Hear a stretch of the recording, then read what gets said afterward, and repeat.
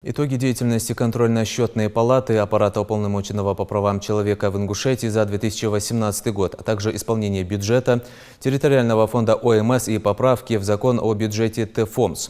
Вопросы вошли в повестку сегодняшнего заседания в региональном парламенте. Уполномоченный по правам человека в Ингушетии Джамбулат Аздоев сообщил, что в 2018 году к ним поступило больше 1000 обращений, из них 218 письменных и 803 устных. А вот контрольно-счетной палатой региона за отчетный период проведено 68 мероприятий, в том числе 46 экспертно-аналитических и 22 контрольных. В итоге охвачена деятельность 88 объектов. Также Мустафа Белхароев проинформировал, что в отчетном году проводилась экспертиза 4 проектов законов о внесении изменений в республиканский бюджет на 2018 год, о республиканском бюджете на 2019 и на плановый период 2020-2021 годов и об исполнении бюджета за 2017 год. Депутаты также заслушали доклад замдиректора территориального фонда ОМС об исполнении бюджета фонда за 2018 год.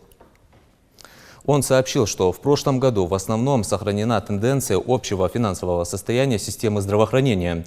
Все расходные обязательства бюджета ФОМС выполнены.